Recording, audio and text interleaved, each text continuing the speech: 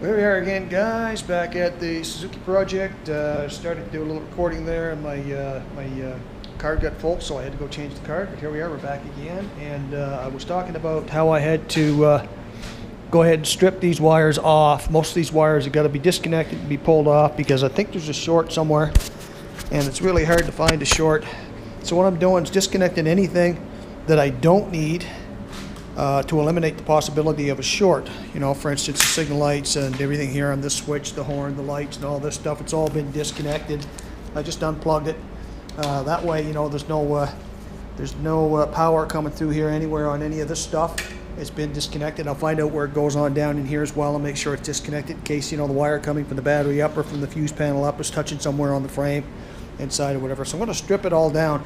The only problem with these bikes like this, I don't know if all bikes are like this, but any of these Japanese bikes that I've ever worked on with wiring stuff, and never really considered myself to be much of a guru with the wiring because it's a real pain in the ass. I got a wiring chart, and I'm sure it's color coded. I could probably look at that and figure it out and everything. But when you come to the plugs and stuff, and you want to unplug stuff, you know, and you're looking at the wires, sometimes the wires do match up color-wise. You know, this one here looks like, yeah, I could probably match that up. If I unplugged it, I'd probably know where it goes. But there's some that don't. There's some that, you know, you unplug one side, you look at the side that plugged into it, and they just don't match. There's no color match. So, you know, if I unplug it and I don't mark it, I won't know where it goes later on. So in this case, this one I did mark it, you know, with a little bit of green on it so that I know the corresponding plug. Also good green on it, little green dots, so I'll be able to put those back together. Just, you got to come up with some kind of a little, you know, system for yourself, right, to help you figure it out. But, you know, I've got some other wires here that are single wires that plug in. In this case, this one's black, that one's black, that's okay. That's black with a white tracer, that's okay. But a few moments ago here, I was looking at something that just didn't match, like right here. So this is brown. You follow this down here, and it's yellow with a green tracer. And I mean, this runs up. This is the one that goes to the clutch, you know, so that you have to pull your clutch in before you get ignition. And that is odd that they don't match color-wise unless somebody's had it off and plugged it in wrong, but I haven't had it off before. I mean, I just unplugged this now, yes. I mean, these two wires here, this one I believe, and this one went together. Nope. It's here somewhere.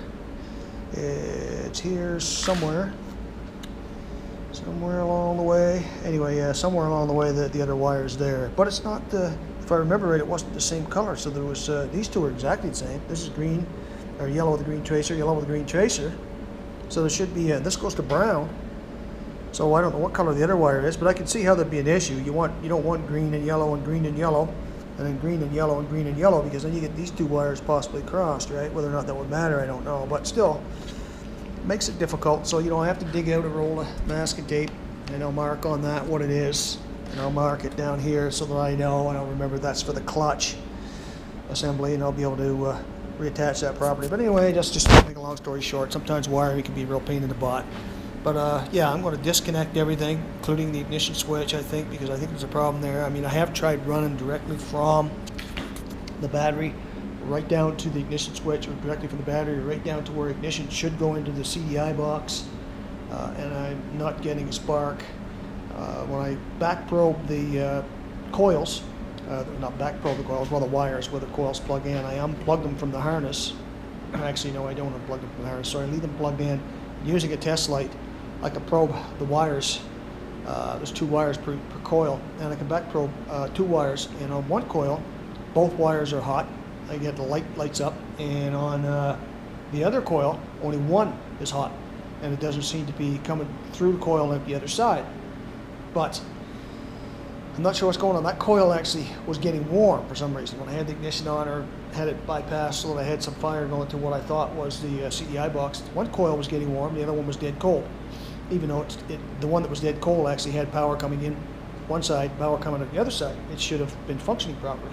And when you get a coil that's hot, the first thing you think is there's a short in that coil. So that's what I thought. Okay, there's a short in that coil. So I'm still not certain that that's not the case. If it were the case, it still should fire the other coil. I still should get fire on two cylinders. I'm not getting fire on any cylinders. So that's got me wondering, there's something not right. And of course, when you put the test light on the back of it, either of the coils, and you crank it, you know, you should see it break the circuit when it comes around, the reluctor tooth, what do you want to call it, comes around on the units down here, the pickups.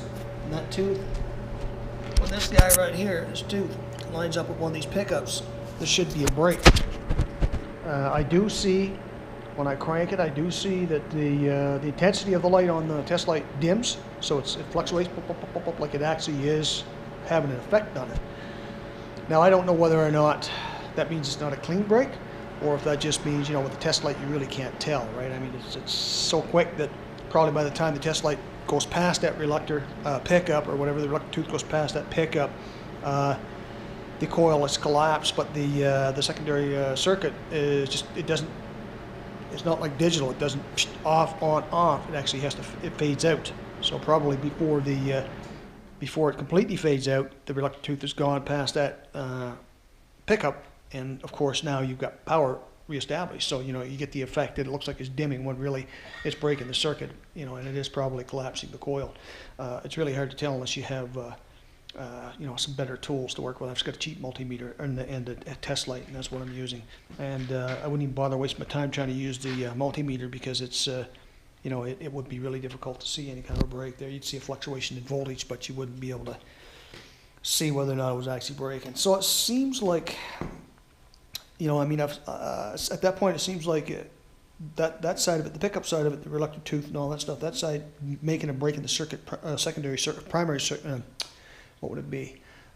Primary circuit, yeah, not secondary circuit, 12-volt primary circuit. It is making a break in that circuit, but that's after I've supplied power to the actual unit itself, directly putting 12 volts on this wire right here, because I'm trying to bypass everything, because I don't know where the problem is. So I bypass this, put power to this, put this right on the battery, and now I've got power going right down to these guys, and they're making a break, and it should be sending the voltage back to the coils. But so there's something really weird going on here, and the only way I can do it is, like I said, I've got to unplug anything that might potentially be an issue where we could have a short, and try to simplify this down to where we just have power feeding the CDI box. I can crank it. I've got power on the starter solenoid. I can crank it with a starter solenoid, and keep the coils hooked up. Of course, the coils have to be hooked up, and see whether or not I get any spark. That's the only thing I can do. And of course, when I pull the wires apart, separate them and everything, I need to trace them back. And each circuit that's not completely exposed, I have to pull it out and have a look and see if I can find chew marks, bite marks, or anything on there that could be an explanation as to what's going on.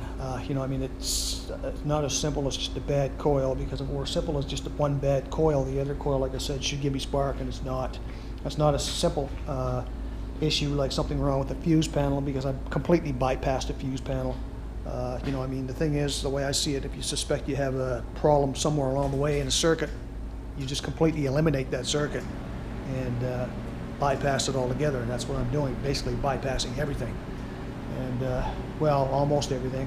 I still have to have those two pickups and the reluctor do its job. I still have to have power to the CDI box. I still have to have power to the coils, so I can't take everything off, but I can strip it down that far and then go from there.